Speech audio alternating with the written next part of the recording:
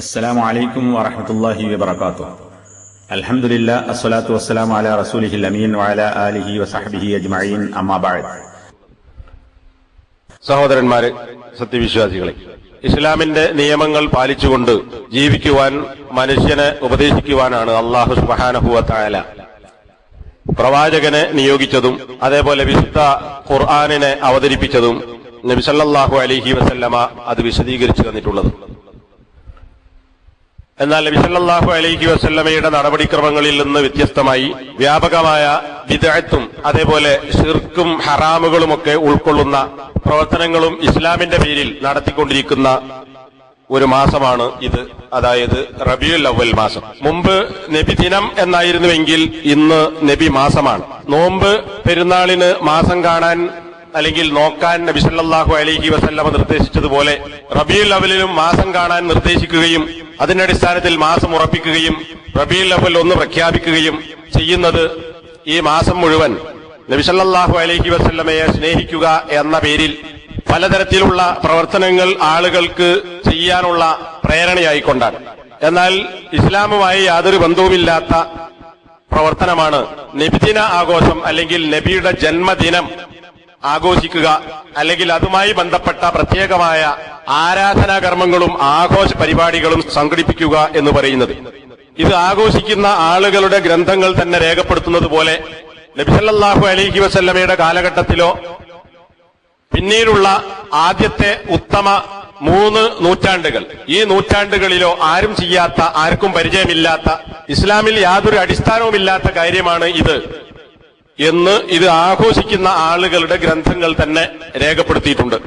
കുറച്ചുകൂടി നമ്മൾ പരിശോധിച്ചാൽ ലോകത്ത് ഈ സംഗതി ആദ്യമായി നടപ്പിലാക്കിയത് ഈജിപ്തിൽ ഭരണത്തിലേറിയ ഫാത്തിമിയാക്കൾ എന്നറിയപ്പെടുന്ന ഷിയാക്കളിലെ ഏറ്റവും കടുത്ത വിഭാഗമായ റാഫിളിയാക്കൾ അംഗീകരിക്കുന്ന, അല്ലെങ്കിൽ അവരുടെ സൃഷ്ടിയാണ് എന്ന് പറയാവുന്ന ഫാത്തിമിയ വിഭാഗക്കാരാണ്.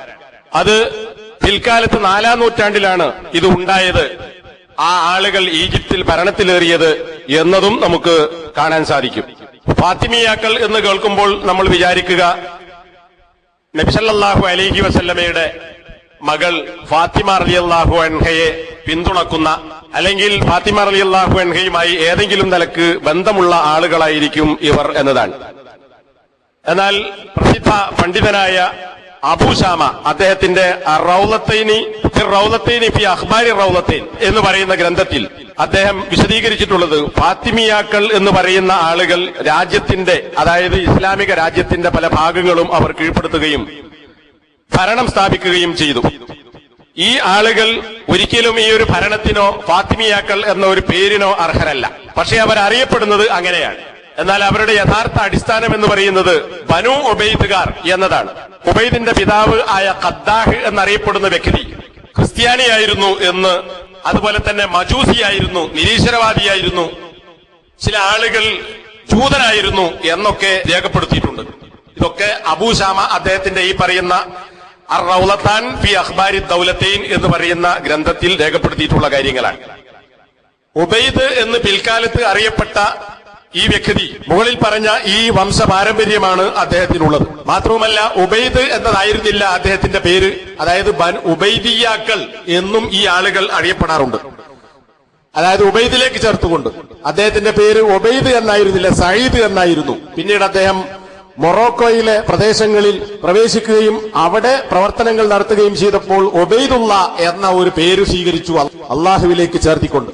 മാത്രവുമല്ല, അദ്ദേഹം അലി റളിയല്ലാഹു അൻഹുവിനെ അംഗീകരിക്കുന്ന ഫാത്തിമി വിഭാഗത്തിൽപ്പെട്ട ആളാണ് എന്നും വാദിക്കാൻ തുടങ്ങി. ഈ വാദം ഷിയാക്കളിലെ കടുത്ത വിഭാഗമായ റാഫിളിയാക്കൾ അംഗീകരിക്കുകയും അതുമുതൽ ഈ പറയുന്ന ഖദ്ദാഹ് എന്ന നിരീശ്വരവാദിയുടെ സന്താനമായി ജനിച്ചിട്ടുള്ള ഈ വ്യക്തി തന്റെ പേര് മാറ്റി ഉബൈദുള്ള എന്ന് പറഞ്ഞ് പിന്നീട് ഫാത്തിമിയ എന്ന പേര് സ്വീകരിച്ച് അങ്ങനെ ലോകത്ത് അറിയപ്പെട്ട ആളുകളാണ്.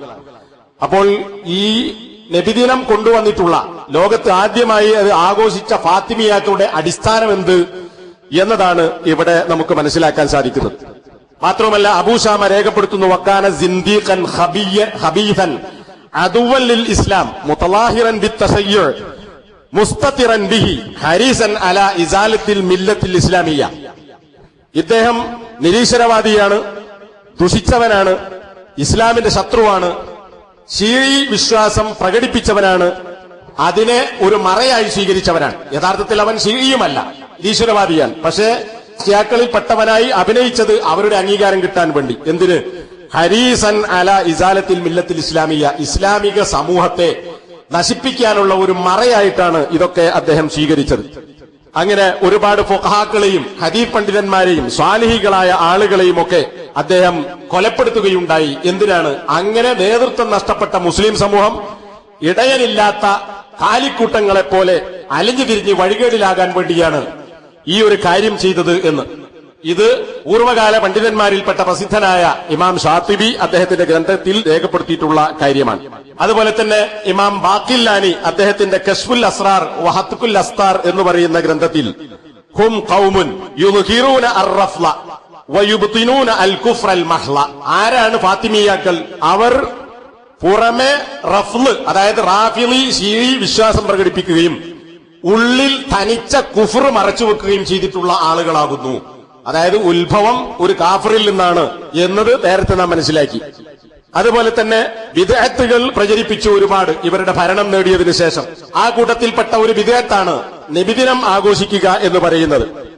നബിയുടെ ജന്മദിനം മാത്രമല്ല, വേറെ ഒരുപാട് കാര്യങ്ങൾ നേരത്തെ ആഘോഷിക്കുക എന്നത് അവരുടെ സ്വഭാവത്തിൽപ്പെട്ടതായിരുന്നു. ഫാത്തിമ റളിയല്ലാഹു അൻഹയുടെ ജന്മദിനം, ഹസൻ റളിയല്ലാഹു അൻഹുവിന്റെ ജന്മദിനം, അതുപോലെ തന്നെ ഹുസൈൻ റളിയല്ലാഹു അൻഹുവിന്റെ ജന്മദിനം, പിന്നെ ആ കാലഘട്ടത്തിലെ ഭരണാധികാരിയുടെ ജന്മദിനം, പിന്നീട് ജൂത ക്രിസ്ത്യാനികൾ ആഘോഷിച്ചിരുന്ന നൗറോസ്, അതായത് പുതുവർഷ ആരംഭ ആഘോഷം, ഇങ്ങനെയുള്ള ഒരുപാട് ആഘോഷങ്ങൾ അവരിലുണ്ടായിരുന്നു. ഈ ആഘോഷങ്ങളുടെ കൂട്ടത്തിൽ നബി സല്ലല്ലാഹു അലൈഹി വസല്ലമയുടെ ജന്മദിനത്തിന്റെ ആഘോഷം എന്ന് പറയുന്ന ഒരു ആഘോഷം കൂടി ഇവർ കടത്തിക്കൊണ്ടുവന്നു. നേരത്തെ പറഞ്ഞ പണ്ഡിതന്മാരെ വധിക്കുക, എന്തിനാണ്? ഇവർ ചെയ്യുന്ന ബിദ്അത്തുകളെ എതിർത്താൽ ആ പണ്ഡിതന്മാരെ കൊന്നുകളയുക എന്നത് ഇവരുടെ ഒരു സ്വഭാവമായിരുന്നു. ഇമാം അബൂബക്കർ അൻ-നാബൽസി അദ്ദേഹം ഇവർ ചെയ്യുന്ന ബിദ്അത്തുകളെ എതിർത്തു. അദ്ദേഹം പറഞ്ഞു, ഇന്നക്കും ഗയ്യർതുമുൽ മില്ല, നിങ്ങൾ ഈ സമൂഹത്തെ അല്ലെങ്കിൽ മുസ്ലിം സമൂഹത്തിന്റെ ആദർശത്തെ നിങ്ങൾ മാറ്റിക്കളഞ്ഞിരിക്കുന്നു. വഅത്ഫഅ്തും നൂറസ്സുന്ന, പ്രവാചക ചര്യയുടെ നടപടിക്രമങ്ങളെ നിങ്ങൾ കെടുത്തിക്കളഞ്ഞിരിക്കുന്നു. ഇത് പറഞ്ഞപ്പോ ഭരണാധികാരികൾ കൽപ്പിച്ചത് റജുലൻ യഹൂദിയൻ യസ്ലഹുഹു ഹയ്യൻ, ജീവനോടെ അദ്ദേഹത്തിന്റെ തൊലിയുരിക്കാൻ വേണ്ടി ഒരു ജൂതനോട് ഈ ഭരണകൂടം കൽപ്പിച്ചു എന്നാണ് ബാഖില്ലാനി അദ്ദേഹത്തിന്റെ ഗ്രന്ഥത്തിൽ രേഖപ്പെടുത്തിയിട്ടുള്ളത്. ഈ ഫാത്തിമിയാക്കൾ ഈജിപ്തിൽ പ്രവേശിച്ചത് ഹിജ്റ 362-ലാണ്. അപ്പൊ ആദ്യത്തെ 3 നൂറ്റാണ്ടുകൾ പിന്നിട്ട് 4-ാം നൂറ്റാണ്ടിന്റെ പകുതിക്ക് ശേഷമാണ് ഫാത്തിമിയാക്കൾ ഈജിപ്തിൽ ഭരണം തുടങ്ങുന്നത്. ഈ ഭരണത്തിന് ശേഷമാണ്, അതായത് 4-ാം നൂറ്റാണ്ടിന്റെ അവസാനത്തിലാണ് ലോകത്ത് ജന്മദിനം ആഘോഷിക്കുക എന്ന ബിദ്അത്ത് ഉണ്ടായത് എന്ന് മനസ്സിലാക്കുമ്പോൾ തന്നെ ഇതിന്റെ അടിസ്ഥാനം എന്താണ്, ഇതിന് വല്ല പിന്തുണയും മതത്തിൽ നിന്ന് ലഭിക്കുമോ എന്നതാണ് എന്ന് വളരെ കൃത്യമായി നമുക്ക് മനസ്സിലാക്കുവാൻ സാധിക്കും. ഈ പറഞ്ഞ കൂട്ടത്തിൽ നേരത്തെ സൂചിപ്പിച്ചതുപോലെ പൂർവികരായ പണ്ഡിതന്മാർ നബിദിനം ആഘോഷിക്കുന്നതിന് യാതൊരു തെളിവുമില്ല. ഇന്ന് അത് ആര് ആഘോഷിക്കുന്നുവോ അവർ അംഗീകരിക്കുന്ന പണ്ഡിതന്മാർ തന്നെ അക്കാര്യം രേഖപ്പെടുത്തിയിട്ടുണ്ട്. ആധുനികരായ ഈ കാലഘട്ടത്തിൽ ജീവിക്കുന്ന ചില മലയാളി കവിതകൾ എഴുതിയിട്ടുള്ള ആളുകളുടെ കവിതകളിൽ പോലും അത് ഉത്തമ നൂറ്റാണ്ടുകളിൽ ഇല്ലാത്തതാണ് എന്ന് രേഖപ്പെടുത്തിയത് നമുക്ക് കാണാം. എന്നാൽ അതൊക്കെ അവിടെ നിൽക്കട്ടെ. പൂർവികനായ താജുദ്ദീനുൽ ഫാക്കിഹാനി റഹിമഹുല്ല അദ്ദേഹം എഴുതുന്നത് ലാ അഅലമു ലി ഹാദൽ മൗലിദി, ഈ മൗലിദിന് അസ്ലൻ ഫി കിതാബിൻ വലാ സുന്ന, ഖുർആനിലോ സുന്നത്തിലോ ഈ നബിദിനം ആഘോഷിക്കുക എന്ന കാര്യത്തിന് ഒരു അടിസ്ഥാനവും എനിക്ക് കണ്ടെത്താൻ സാധിച്ചിട്ടില്ല. പൂർവികരായ പണ്ഡിതന്മാരിൽ നിന്ന് ആരും അത് സംബന്ധിച്ച് ഒരു കാര്യവും റിപ്പോർട്ട് ചെയ്തിട്ടില്ല. അവരാണല്ലോ മാതൃകയായ ആളുകൾ, അവരുടെ ആധാറുകളാണല്ലോ മുസ്ലിം സമൂഹം മുറുകെ പിടിക്കേണ്ടത്. അതുകൊണ്ട് തന്നെ നബിദിനാഘോഷം എന്ന് പറയുന്നത് അഹ്ദസഹ അൽ ബത്വാലൂൻ, ബാത്തിലിന്റെ ആളുകൾ നിർമ്മിച്ചുണ്ടാക്കിയ ഒരു ബിദ്അത്താണ്.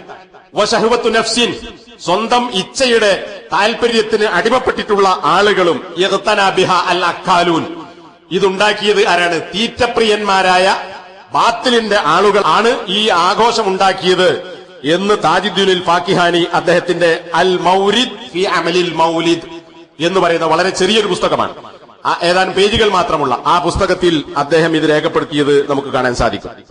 അതുപോലെ തന്നെ ഹാഫിദ് ഇബ്നു ഹജർ ഷാഫിഈ പണ്ഡിതനാണ്, അദ്ദേഹവും ഇതേ കാര്യം രേഖപ്പെടുത്തിയത് നമുക്ക് കാണാം. മൗലിദിന്റെ അടിസ്ഥാനം എന്ന് പറയുന്നത് അത് ബിദ്അത്താണ് എന്ന് പറഞ്ഞുകൊണ്ട് ഇതേ കാര്യങ്ങൾ അതുപോലെ ആദ്യ 3 നൂറ്റാണ്ടുകളിൽ അത് ഉണ്ടായിരുന്നില്ല എന്ന് അദ്ദേഹം രേഖപ്പെടുത്തുന്നു. ഇതേപോലെ ഇത് ആഘോഷിക്കുന്ന ആളുകൾ അംഗീകരിക്കുന്ന ഒരാളാണ് അസ്സഹാവി എന്ന് പറയുന്ന പണ്ഡിതൻ. അദ്ദേഹവും ശാഫിഈ പണ്ഡിതനാണ്. അദ്ദേഹത്തോട് ചില ചോദ്യങ്ങൾ ചോദിച്ചു. ആ ചോദ്യത്തിനുള്ള ഉത്തരങ്ങൾ അതിൽ 316-ൽ അദ്ദേഹം നൽകിയ മറുപടി നമുക്ക് കാണാം. ലം യുൻഖൽ അൻ അഹദിൻ മിനസ് സലഫിസ് സാലിഹ് ഫിൽ ഖുറൂനി സലാസത്തിൽ ഫാളില. ശ്രേഷ്ഠ തലമുറയായ ആദ്യ 3 തലമുറകളിൽ അവരിൽ നിന്ന് ആരിൽ നിന്നു തന്നെ ഈ ഒരു കാര്യം ഉദ്ധരിക്കപ്പെട്ടിട്ടില്ല. വൈന്നമാ ഹദസ ബഅദു. എന്നാൽ 3 നൂറ്റാണ്ടിന് ശേഷം പിന്നീട് പുതുതായി ഉണ്ടായ കാര്യമാകുന്നു ഇത്. 3 നൂറ്റാണ്ടിന് ശേഷം എന്ന് പറഞ്ഞാൽ നേരത്തെ പറഞ്ഞ ഫാത്തിമിയാക്കളുടെ ഭരണകാലഘട്ടത്തിൽ 4-ാം നൂറ്റാണ്ടിലെ ആദ്യ പകുതിക്ക് ശേഷമാണ് ഇത് ഉണ്ടായത് എന്നർത്ഥം. അപ്പോ മുൻ മാതൃകയില്ലാത്ത, ഉത്തമ നൂറ്റാണ്ടിൽപ്പെട്ട ആരും ചെയ്തിട്ടില്ലാത്ത, ഖുർആനിലോ ഹദീസിലോ തെളിവില്ലാത്ത ഒരു കാര്യമാണ് എന്നതാണ്. രണ്ടാമതായി ഇത് പുതുതായി ഉണ്ടാക്കപ്പെട്ട മതത്തിലെ ബിദ്അത്തുകളിൽപ്പെട്ടതാണ്. ഇത് മുകളിൽ പറഞ്ഞ വാചകത്തിൽ നിന്ന് തന്നെ നമുക്ക് മനസ്സിലാക്കാൻ സാധിക്കും. ബിദ്അത്തിനോടുള്ള സമീപനം എന്താണ്? ഒരുപാട് ഹദീസുകളിലൂടെ നമുക്കത് കാണാം. ഇമാം മുസ്ലിം രേഖപ്പെടുത്തിയ ഹദീസ് എല്ലാ പ്രസംഗങ്ങളുടെയും മറ്റും തുടക്കത്തിലുള്ള ഖുത്ബത്തുൽ ഹാജ അതിൽ നമ്മൾ കേൾക്കുന്നതാണ്. നബി സല്ലല്ലാഹു അലൈഹി വസല്ലമയുടെ മാർഗമാണ് ഏറ്റവും നല്ല മാർഗം. പിന്നെയോ മോശപ്പെട്ടത് എന്താ? വശറൽ ഉമൂരി മുഹ്ദസാതുഹാ. കാര്യങ്ങളിൽ വെച്ച് മോശമായത് പുതുതായി ഉണ്ടാക്കപ്പെട്ട കാര്യങ്ങളാണ്. വകുല്ലു മുഹ്ദസത്തിൻ ബിദ്അ. പുതുതായി ഉണ്ടാക്കപ്പെട്ട എല്ലാ കാര്യങ്ങളും അത് അനാചാരമാണ്. വകുല്ലു ബിദ്അത്തിൻ ദലാല. എല്ലാ അനാചാരവും വഴികേടാണ്. വകുല്ലു ദലാലത്തിൻ ഫിന്നാർ. എല്ലാ വഴികേടും നരകത്തിലാകുന്നു എന്നത് നബി സല്ലല്ലാഹു അലൈഹി വസല്ലമ തന്റെ സംസാരത്തിന്റെ തുടക്കത്തിൽ പലപ്പോഴും പറയാറുണ്ടായിരുന്ന ഒരു കാര്യമാണ്. മറ്റൊരിക്കൽ നബി സല്ലല്ലാഹു അലൈഹി വസല്ലമ സുബ്ഹ് നമസ്കാരത്തിന് ശേഷം നീണ്ട ഒരു പ്രസംഗം നടത്തി. ആ പ്രസംഗം ഒരു വിടവാങ്ങുന്ന ആളുടെ പ്രസംഗം പോലെ ഉണ്ടായിരുന്നു എന്ന് സഹാബത്തിന് തോന്നി. നബി സല്ലല്ലാഹു അലൈഹി വസല്ലമയോട് സഹാബത്ത്, നബിയെ, ഇതങ്ങനെയുള്ള ഒരു പ്രസംഗമാണല്ലോ, അതുകൊണ്ട് ഞങ്ങൾക്ക് നിങ്ങളൊരു ഉപദേശം നൽകണം എന്ന് പറഞ്ഞു. ആ ഉപദേശത്തിൽ നമുക്ക് കാണാം, വഇയ്യാകും മുഹ്ദസാത്തിൽ ഉമൂർ. നിങ്ങൾ പുതുതായി ഉണ്ടാകുന്ന കാര്യങ്ങളെ സൂക്ഷിക്കുക. ഫഇന്ന കുല്ല മുഹ്ദസത്തിൻ ബിദ്അ വഇന്ന കുല്ല ബിദ്അത്തിൻ ദലാല. നേരത്തെ പറഞ്ഞ അതേ കാര്യം. എല്ലാ പുതിയ കാര്യങ്ങളും അനാചാരങ്ങളാണ്, എല്ലാ അനാചാരങ്ങളും വഴികേടാകും. ഇവിടെ പുതിയ കാര്യം എന്ന് പറയുമ്പോൾ ദുനിയാവിലുള്ള ഭൗതികമായ പുതിയ കാര്യങ്ങളല്ല ഉദ്ദേശിക്കുന്നത്. കോൺക്രീറ്റിന്റെ ബിൽഡിംഗ് ഉണ്ടാക്കുക, പള്ളിയിൽ കാർപ്പറ്റ് വിരിക്കുക, ടൈൽസ് വിരിക്കുക, ഇതൊന്നും മതത്തിൽപ്പെട്ട കാര്യങ്ങളല്ല.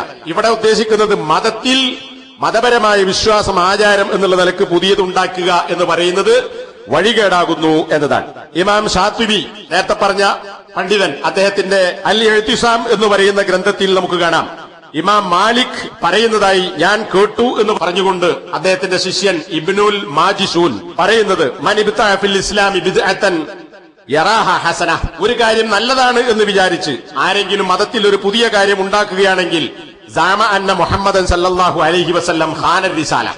നബി സല്ലല്ലാഹു അലൈഹി വസല്ലമ അള്ളാഹു ഏൽപ്പിച്ച റിസാലത്തിൽ വഞ്ചന നടത്തിയിരിക്കുന്നു എന്നാണ് അങ്ങനെ ഒരുത്തൻ പറഞ്ഞാൽ അതുകൊണ്ട് അർത്ഥമാക്കുന്നത്. കാരണം എന്താ? നബി സല്ലല്ലാഹു അലൈഹി വസല്ലമ എല്ലാം പഠിപ്പിക്കാൻ വന്നവനാണ്. എല്ലാ ഖൈറും നബി പഠിപ്പിച്ചിട്ടുണ്ട്. അപ്പൊ നബി സല്ലല്ലാഹു അലൈഹി വസല്ലം പഠിപ്പിക്കാത്തൊരു ഖൈർ വേറെയുണ്ട് എന്നൊരാൾ പറഞ്ഞാൽ, അങ്ങനെ ചെയ്താൽ, അങ്ങനെ വിശ്വസിച്ചാൽ, അങ്ങനെ പ്രവർത്തിച്ചാൽ അതിന്റെ അർത്ഥം നബി എല്ലാ റിസാലത്തും നമുക്ക് എത്തിച്ചു തന്നിട്ടില്ല, നബി അതൊക്കെ വിട്ടുകളഞ്ഞിട്ടുണ്ട്, അതുകൊണ്ട് നബി വഞ്ചകനാണ് എന്നാണ് പറഞ്ഞതിന്റെ അർത്ഥം. കാരണം എന്താ? അല്ലാഹു സുബ്ഹാനഹു വ തആല സൂറത്തുൽ മാഇദയിലെ 3-ാമത്തെ ആയത്തിൽ പറഞ്ഞിട്ടുണ്ട്, ഇന്ന് നിങ്ങളുടെ മതത്തെ നിങ്ങൾക്ക് ഞാൻ പൂർത്തിയാക്കി തന്നിരിക്കുന്നു എന്ന്. അപ്പൊ നബി പൂർത്തിയാക്കപ്പെട്ടിട്ടില്ല ദീൻ എന്നാണ്. ഇനിയും ഒരു പുതിയ കാര്യമുണ്ട് എന്ന് പറഞ്ഞാൽ അതിന്റെ അർത്ഥം ഫമാലം യകുൻ യൗമഇദിൻ ദീനൻ. ഖുർആൻ അവതരിക്കുന്ന നബി സല്ലല്ലാഹു അലൈഹി വസല്ലമ ജീവിച്ചിരിക്കുന്ന കാലഘട്ടത്തിൽ മതമല്ലാത്ത ഒരു കാര്യം ഫലാ യകൂനുൽ യൗമ ദീന, ഇന്ന് അതായത് നബിക്ക് ശേഷം ദീനാവുകയില്ല. അപ്പൊ നബിയുടെ കാലഘട്ടത്തിൽ എന്താണോ ദീൻ അതാണ് പിന്നീടും ദീൻ. നബിയുടെ കാലഘട്ടത്തിൽ ദീനല്ലാത്ത ഒരു കാര്യം പിന്നീട് ഒരിക്കലും ദീനാവുകയില്ല എന്നത് ഇത് നമ്മളാരും പറഞ്ഞതല്ല. പൂർവ്വകാല പണ്ഡിതനായ ഇമാം ഷാത്തിബി അദ്ദേഹത്തിന്റെ അൽ ഇഅ്തിസാമിൽ രേഖപ്പെടുത്തിയിട്ടുള്ള കാര്യമാണ്. എന്നാൽ ഇന്ന് നബിദിനം ആഘോഷിക്കുന്ന, അല്ലെങ്കിൽ നബിദിനം എന്ന് പറയുന്നത് കാലഹരണപ്പെട്ടു, നബി മാസം ആഘോഷിക്കുന്ന ആളുകൾ ഇത് ആഘോഷിക്കുന്നത് എന്തിന്റെ പേരിലാണ്? അള്ളാഹുവിലേക്ക് അടുക്കാൻ, നബി സല്ലല്ലാഹു അലൈഹി വസല്ലമയോട് സ്നേഹം പ്രകടിപ്പിക്കാൻ, നബിയുമായുള്ള സന്തോഷം പങ്കുവെക്കാൻ, ഇങ്ങനെയൊക്കെ പറഞ്ഞുകൊണ്ടാണ് ഈ കാര്യങ്ങൾ നടപ്പിലാക്കുന്നത്. എന്നാൽ ആ കാര്യം പഠിപ്പിക്കേണ്ടത് അള്ളാഹുവാണ്, അള്ളാഹുവിന്റെ പ്രവാചകനാണ്, ഖുർആനാണ്, സുന്നത്താണ്, പൂർവികരായ ആളുകളാണ്. ഇവരാരും ഇത് ചെയ്തിട്ടില്ല. കാരണം നബി സല്ലല്ലാഹു അലൈഹി വസല്ലം ഹജ്ജത്തുൽ വദാഇൽ ഞാൻ നിങ്ങൾക്ക് എത്തിച്ചു തന്നിട്ടില്ലയോ എന്ന് നബി സല്ലല്ലാഹു അലൈഹി വസല്ലമ ചോദിച്ചു. ലക്ഷത്തിൽ പരമുള്ള സഹാബത്ത് അവർ ഒന്നടങ്കം പറഞ്ഞു, അതേ നബിയെ തങ്ങൾ എത്തിച്ചു തന്നിരിക്കുന്നു എന്ന്. അപ്പോൾ നബി സല്ലല്ലാഹു അലൈഹി വസല്ലമ ആകാശത്തിലേക്ക് കൈ ഉയർത്തിക്കൊണ്ട് അല്ലാഹുമ്മ ഷ്ഹദ്, അല്ലാഹുവേ നീ സാക്ഷിയാണ്. ചില റിപ്പോർട്ട് അല്ലാഹുമ്മ ഫഷ്ഹദ്, അല്ലാഹുവേ അതിനാൽ നീ സാക്ഷിയാവുക. ഇതാ ഇവിടെ കൂടിയ ജനം മുഴുവൻ സാക്ഷിയായിരിക്കുന്നു. ഞാൻ എന്റെ ദൗത്യം പൂർത്തീകരിച്ചിട്ടുണ്ട്, എന്റെ റിസാലത്ത് ഞാൻ എത്തിച്ചു തന്നിട്ടുണ്ട്. ഇതിന് അല്ലാഹുവേ നീ സാക്ഷിയാകണം എന്ന്. ഈ സാക്ഷ്യം പരലോകത്തും ആവർത്തിക്കപ്പെടും മഹ്ശറിൽ എന്ന് ഹദീസുകളിൽ നമുക്ക് കാണാം. നബി സല്ലല്ലാഹു അലൈഹി വസല്ലമ ദൗത്യം നിർവഹിച്ചിട്ടുണ്ട് എന്ന് സാക്ഷ്യം വഹിക്കപ്പെടും എന്നത് ഹദീസുകളിൽ നിന്ന് മനസ്സിലാക്കാൻ പറ്റുന്ന സംഗതിയാണ്. അതുകൊണ്ട് തന്നെ ഇത് തീർത്തും ബിദ്അത്തിൽപ്പെട്ട ഉപേക്ഷിക്കപ്പെടേണ്ടുന്ന ഒരു കാര്യമാണ്. മൂന്നാമത്തേത്, കൊല്ലത്തിലെ ഏതെങ്കിലും ഒരു ദിവസത്തിൽ അല്ലെങ്കിൽ ഒരു നിർണിതമായ ദിവസം ആഘോഷമായി സ്വീകരിക്കുക എന്ന് പറയുന്നത് അതും തെറ്റായ കാര്യമാണ്. ആരാണ് ആഘോഷങ്ങൾ നിർണയിച്ചു തരേണ്ടത്? അത് നബി സല്ലല്ലാഹു അലൈഹി വസല്ലമയാണ്.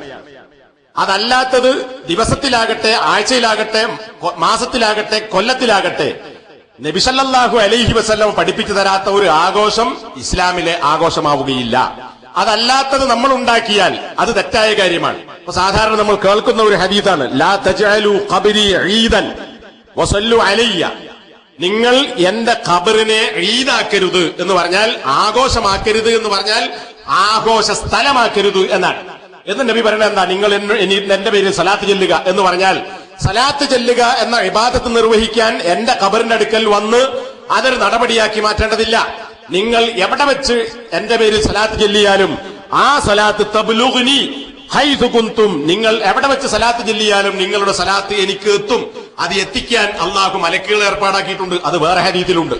അതുകൊണ്ട് നിങ്ങൾ എന്റെ ഖബറിനെ ആഘോഷ സ്ഥലമാക്കരുത് എന്ന് പറഞ്ഞാൽ ഈ ഹദീസ് കൊണ്ട് ഉദ്ദേശിക്കുന്നത് നബിയുടെ പേരിൽ സലാത്ത് ചെല്ലുന്ന ഒരാഘോഷമാക്കുക എന്ന സ്ഥലമായി എന്റെ ഖബറിനെ നിങ്ങൾ സ്വീകരിക്കരുത്. അപ്പോ ഒരു സ്ഥലത്തെ ആഘോഷമാക്കി സ്വീകരിക്കുന്നതിനെയാണ് പ്രത്യേകമായി ഇവിടെ നബി സല്ലല്ലാഹു അലൈഹി വസല്ലം എതിർത്തിട്ടുള്ളത്. അതേപോലെ തന്നെയാണ് ഏതെങ്കിലും ഒരു പ്രത്യേകമായ കാലം നബി സല്ലല്ലാഹു അലൈഹി വസല്ലം നിശ്ചയിക്കാത്ത കാലത്തെ ആഘോഷമാക്കി സ്വീകരിക്കുക എന്ന് പറയുന്നത്.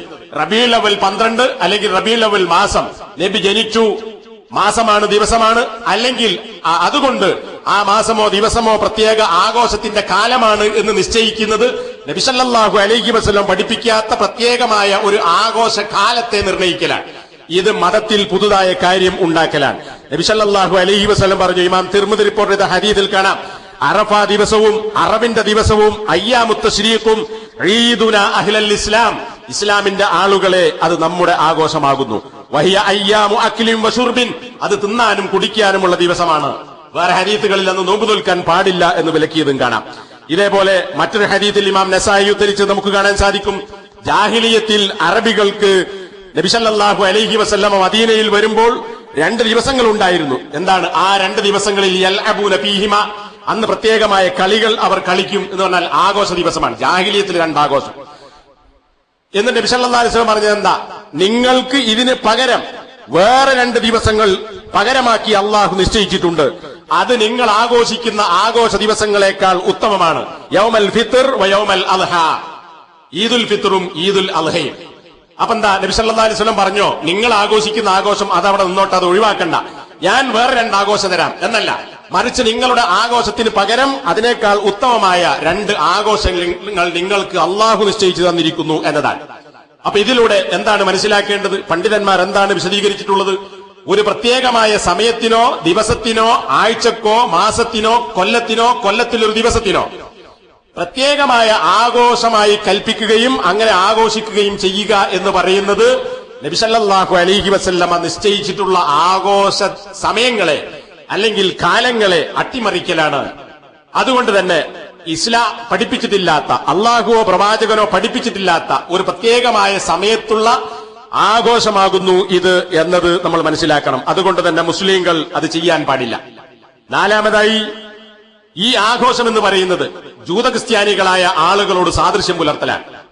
നമുക്കറിയാം, നിരവധി ഹദീസുകളിൽ നിങ്ങൾ അവരോട് സാദൃശ്യം പുലർത്തരുത് എന്ന് പറഞ്ഞ ഹദീസുകളുണ്ട്. ജൂതക്രിസ്ത്യാനികളോട് നിങ്ങൾ എതിരാകണം എന്ന് പഠിപ്പിക്കുന്ന ഒരുപാട് കാര്യങ്ങളുണ്ട്. 20-ലധികം വിഷയങ്ങൾ ജൂതക്രിസ്ത്യാനികളോട് മുഖാലഫത്ത് പുലർത്താൻ വേണ്ടി നബി സല്ലല്ലാഹു അലൈഹി വസല്ലം പഠിപ്പിച്ചത് കാണാം. അപ്പൊ എന്താ രണ്ടുമുണ്ട്. നിങ്ങൾ അവിടെ അവരോട് സാദൃശ്യപ്പെടരുത് എന്ന് പറഞ്ഞു, നിങ്ങൾ അവരോട് എതിരാകണം എന്ന് ചില വിഷയങ്ങളിൽ നബി സല്ലല്ലാഹു അലൈഹി വസല്ലമ പ്രത്യേകമായി പഠിപ്പിക്കുകയും ചെയ്തു. എന്നാൽ ഇതിന് വിരുദ്ധമായി ഈ ജൂതക്രിസ്ത്യാനികളായ ആളുകൾ ചെയ്തുകൊണ്ടിരുന്ന കാര്യങ്ങളോട് സാദൃശ്യം പുലർത്തുക എന്ന് പറയുന്നതും ഈ നബിദിനാഘോഷത്തിലുള്ള തെറ്റായ ഒരു കാര്യമാണ് എന്നത് നമുക്ക് മനസ്സിലാക്കാൻ സാധിക്കും. നബി സല്ലല്ലാഹു അലൈഹി വസല്ലം പറഞ്ഞു, ഖിയാമത്ത് നാൾ സംഭവിക്കുകയില്ല ഹത്താ തഅഖുദ ഉമ്മത്തി ബിഅഖ്ദിൽ ഖുറൂനി ഖബ്ലഹാ. ഈ ഉമ്മത്തിന്റെ തലമുറക്ക് മുമ്പ്, ഇതിന് മുമ്പുണ്ടായിരുന്ന തലമുറകളുടെ നടപടിക്രമങ്ങൾ ചില ആളുകൾ സ്വീകരിക്കുന്നത് വരെ ഖിയാമത്ത് നാൾ സംഭവിക്കുകയില്ല എന്ന് നബി സല്ലല്ലാഹു അലൈഹി വസല്ലം പഠിപ്പിക്കുകയുണ്ടായി. ശിബ്റൻ ബിശിബ്രിൻ വദിറാഅൻ ബിദിറാഇൻ, മുഴത്തിന് മുഴമായും ചാണിന് ചാണായും. അപ്പോൾ നബിയോട് ചോദിക്കപ്പെട്ടു, പാരിസവർ റോമക്കാരെയും പേർഷ്യക്കാരെയും പോലുള്ള ആളുകളെയാണോ നബിയെ നിങ്ങൾ ഉദ്ദേശിച്ചത്? വഖാല വമനിന്നാസു ഇല്ലാ ഉലൈക്. ഇവിടെ ജനങ്ങൾ എന്നതുകൊണ്ട് ഉദ്ദേശിക്കുന്നത് അവരല്ലാതെ പിന്നെ ആരാണ്? അപ്പോ ഇത് ബുഖാരിയുടെ റിപ്പോർട്ടാണ്. ഈ റിപ്പോർട്ടിലുള്ളത് റോമക്കാരെയും പേർഷ്യക്കാരെയും പോലെയുള്ള പൂർവിക സമുദായങ്ങളെ ചാണിന് ചാണായും മുഴത്തിന് മുഴമായും പിൻപറ്റുന്ന കാലം ഖിയാമത്ത് നാളിൽ ഉണ്ടാകും എന്നതാണ്. എന്നാൽ മറ്റു ചില ഹദീസുകളിൽ ഇമാം ബുഖാരി തന്നെ റിപ്പോർട്ട് ചെയ്തിട്ടുള്ളതിൽ അവർ ഒരു ഉടുമ്പിന്റെ മാളത്തിൽ പ്രവേശിച്ചാൽ മുസ്ലിങ്ങളിൽപ്പെട്ട ചില ആളുകളും ആ ഉടുമ്പിന്റെ മാളത്തിൽ പ്രവേശിക്കും എന്ന് പറഞ്ഞാൽ അത്രക്ക് ചാണിന് ചാണായി അവരെ പിന്തുടരും. ഉടുമ്പിന്റെ മാളം തന്നെ നമുക്കറിയാം, ഒരു കൂർത്ത മുഖമുള്ള നീണ്ട പല്ലിയെ പോലുള്ള ഒരു ജീവിയാണ്. ഇത് മാളത്തിലേക്ക് കയറിപ്പോകും. അതിന് മാത്രം പാകമുള്ള ഒരു മാളമാണ്.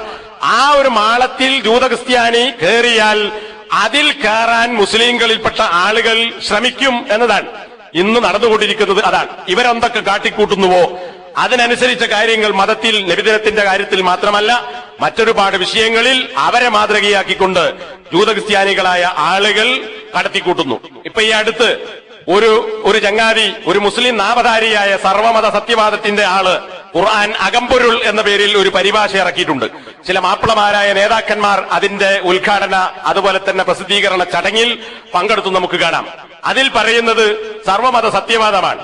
അതുപോലെ തന്നെ ജൂതക്രിസ്ത്യാനികളിൽ അങ്ങനെയുണ്ട്, അതുകൊണ്ട് ഇങ്ങനെയാകണം എന്നൊക്കെ പറയുന്ന ഒരുപാട് വാചകങ്ങൾ ഖുർആനിന്റെ തഫ്സീറായി എഴുതപ്പെട്ട ഗ്രന്ഥത്തിൽ നമുക്ക് കാണാൻ സാധിക്കും. ഈ അടുത്തും അദ്ദേഹത്തിന്റെ ഒരു വിഷയം വിവാദമായി കേരളത്തിൽ നടക്കുകയുണ്ടായി, ഒരു വിവാഹം. ഞാൻ പറഞ്ഞു വന്നത്, എന്ത് വിഷയത്തിലാകട്ടെ ജൂതക്രിസ്ത്യാനികളെ മാതൃകയാക്കുന്ന പിന്തുടരുന്ന ഒരു സമ്പ്രദായം മുസ്ലിങ്ങളിൽ ഉണ്ടാകുമെന്ന് പറയുന്നത് മുത്തഫഖുൻ അലൈഹിയായ ഹദീസിലൂടെ നബി സല്ലല്ലാഹു അലൈഹി വസല്ലം താക്കീത് ചെയ്തിട്ടുള്ളതാണ്. ഇവിടെ എന്താണുള്ളത്?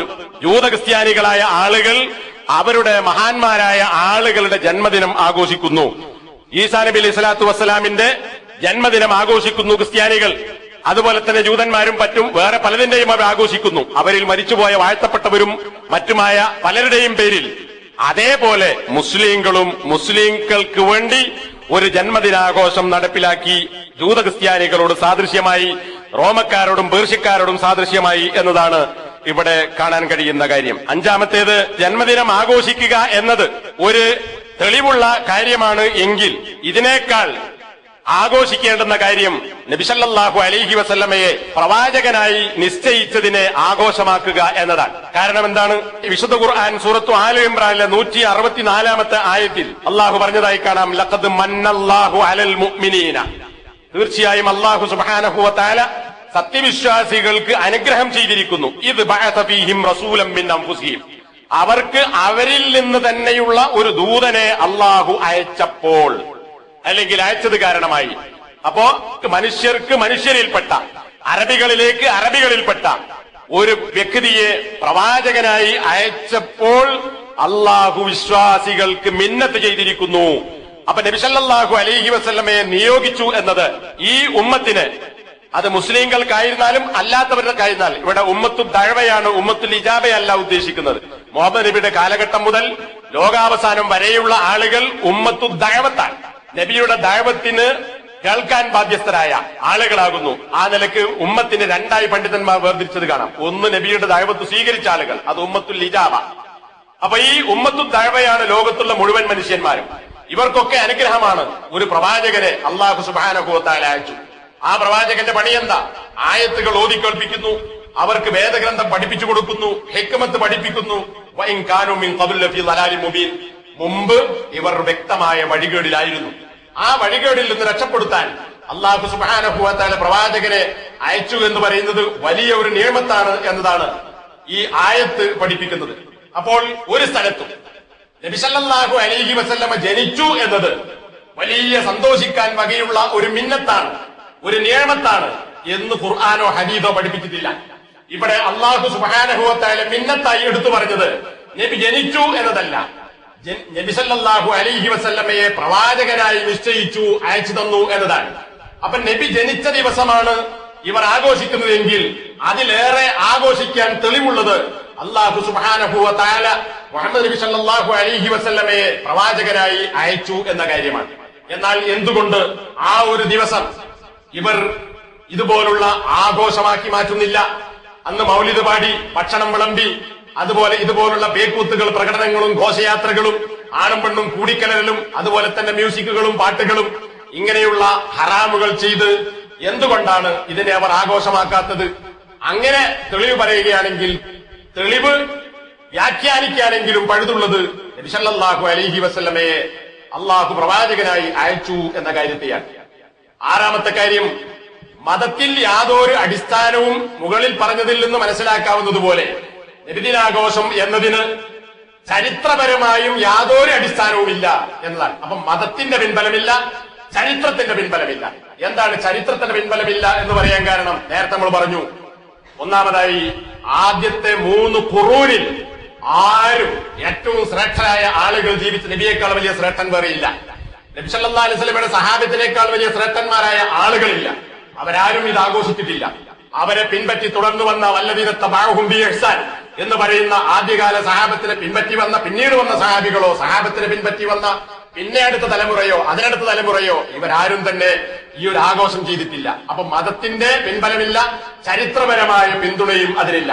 പിന്നെ ആരാണ് ഇത് ഉണ്ടാക്കിയത്? നേരത്തെ പറഞ്ഞ നിരീശ്വരവാദികളിൽ നിന്ന് ജനിച്ചു വന്ന, അതിന്റെ ആശയം ഉള്ളിൽ മറച്ചുവെച്ച് ഷിയായിസം പ്രകടിപ്പിച്ച് മുസ്ലിങ്ങളെ നശിപ്പിക്കാൻ വേണ്ടി രംഗത്ത് വന്ന, ലോകത്ത് ഒരുപാട് ദുഷിച്ച തിന്മകളും അതുപോലെ തന്നെ ജാറം കെട്ടിപ്പടുക്കുക, ഖബറും കെട്ടിപ്പടുക്കുക, അവിടെ ഇബാദത്തുകൾ നടത്തുക എന്ന് പറയുന്ന, ലോകത്തുള്ള ഖബർ പൂജ എന്ന് പറയുന്നത് ഒന്നാമതായി ഉണ്ടാക്കിയ ഈ ഫാത്തിമിയാക്കളുടെ സൃഷ്ടിയാണ് നബിദിനം എന്നതാണ് നമുക്ക് മനസ്സിലാക്കാൻ സാധിക്കുന്നത്. ഇനി അതിന്റെ മറ്റു ചില ചരിത്രപരമായ വസ്തുക്കൾ പരിശോധിച്ചാൽ, നബി സല്ലല്ലാഹു അലൈഹി വസല്ലമയുടെ ജന്മദിനം ആഘോഷിക്കണമെങ്കിൽ എന്നാണ് നബി സല്ലല്ലാഹു അലൈഹി വസല്ലമ ജനിച്ചത് എന്ന് അറിയണം. ആദ്യമായി ഏതു വർഷമാണ് എന്ന് നിർണയിക്കണം. നബി സല്ലല്ലാഹു അലൈഹി വസല്ലമ ജനിച്ച വർഷത്തെ സംബന്ധിച്ച് തന്നെ പല അഭിപ്രായങ്ങളുമുണ്ട്.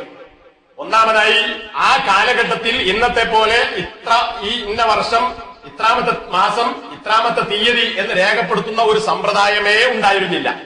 അങ്ങനെ ഉണ്ടെങ്കിലല്ലേ ഇന്ന വർഷം ഇന്ന മാസം ഇന്ന തീയതിയിൽ നബി ജനിച്ചു എന്നൊരു ചരിത്രം ഉണ്ടാവുക? അങ്ങനെയില്ല.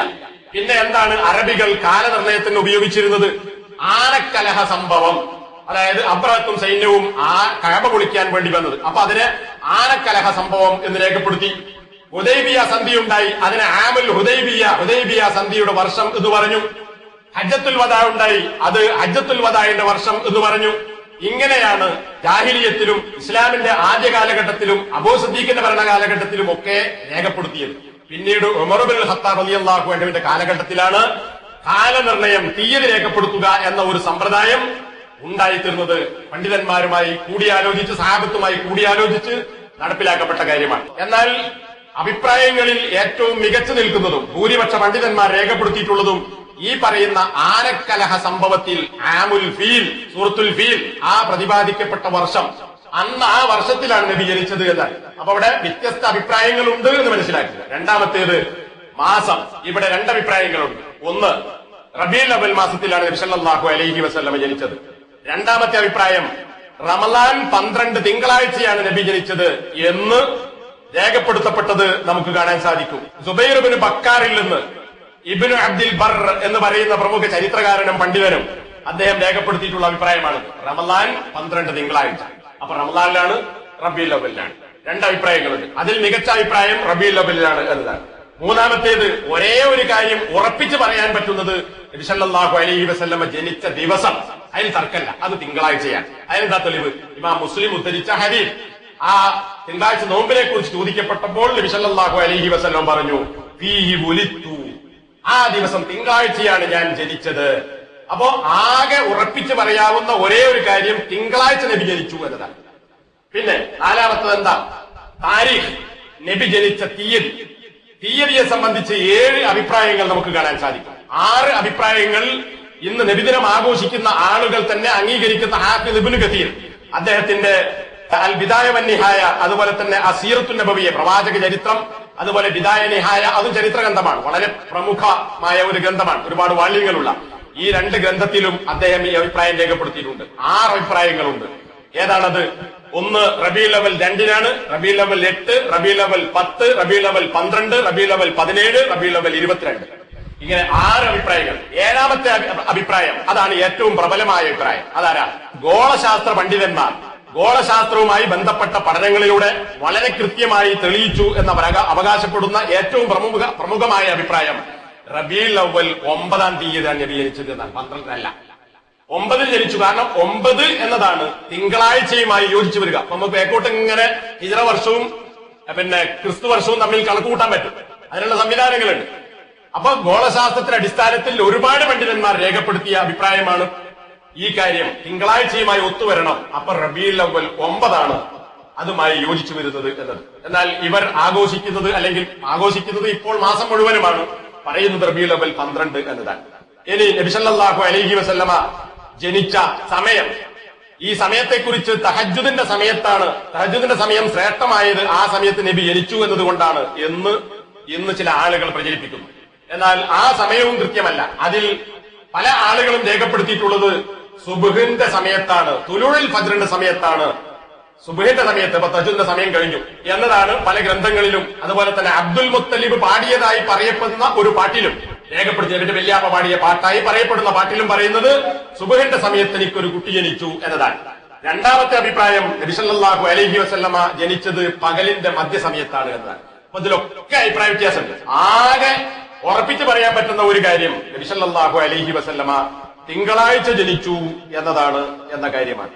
അല്ലാഹു സുബ്ഹാനഹു വ തആല കാര്യങ്ങളെക്കുറിച്ച് കൃത്യമായി മനസ്സിലാക്കുകയും ഇസ്ലാമിൽ ഒരു അടിസ്ഥാനവുമില്ലാത്ത, അതുപോലെ തന്നെ ചരിത്രപരമായി പരിശോധിച്ചാലും യാതൊരു അടിസ്ഥാനവുമില്ലാത്ത വിഷയമാണ് ഇത് എന്ന് നമ്മൾ മനസ്സിലാക്കണം. ഇത് ഇത്രയും ഗൗരവത്തോടുകൂടി പറയാൻ കാരണം, ഇപ്പോൾ നേരത്തെ ഞാൻ സൂചിപ്പിച്ചതുപോലെ റബീഉൽ അവ്വൽ 1-ന് തുടങ്ങി ലൈറ്റ് കത്തിക്കൽ, അല്ലെ? ഒരു മുസ്ലിയാരുടെ പ്രസംഗത്തിൽ കേട്ടു, ഏതോ ഒരു വ്യക്തിയുടെ ബൾബ് ഇത്ര റുപ്യക്ക് ഇത്ര ബൾബുള്ളതുണ്ട്, അത് വാങ്ങിക്കോളി, ഓർഡർ ചെയ്താൽ അയാൾ ഹിദമത്തായി കൊണ്ടുവരും. അങ്ങനെ വീടുകളൊക്കെ നൂറുൻ അലാ നൂറായി. നൂറുൻ അലാ നൂർ എന്ന സൂറത്തുൽ നൂർ അല്ലാഹു പറഞ്ഞതാണ്. അത് ഈ നൂറല്ല, രൂപല്ല, ബൾബല്ല പറഞ്ഞത്. അത് ഏതാന്നുള്ളത് ഖുർആൻ തന്നെ മനസ്സിലാവും. അപ്പൊ അങ്ങനെ ആയത്തോതിയിട്ട് കച്ചവടം നടത്തുന്നു. ഇത് ഇന്ന് മുമ്പ് ഏതെങ്കിലും പള്ളിയിലാണെങ്കിൽ ഇന്ന് സർവ്വ പള്ളികളും, സർവ്വ മദ്രസകളും, സർവ്വ ജാറങ്ങളും, ചില വീടുകളും, അതുപോലെ തന്നെ സംഘടനാ ഓഫീസുകളും ഇതൊക്കെ ഇന്ന് ലൈറ്റ് കൊണ്ട് ഒരു മാസം മുഴുവൻ ഫാൻസി ലൈറ്റുകൾ കൊണ്ട് അലങ്കരിക്കുകയാണ്. ഇങ്ങനെ കടുത്ത ബിദ്അത്തിലേക്കും ശിർക്കിലേക്കും പോയിക്കൊണ്ടിരിക്കുന്ന വളരെ മോശപ്പെട്ട ഒരു സാഹചര്യമാണ്. എത്ര ഇതിനെ കുറിച്ച് ഉണർത്തിയാലും പോയി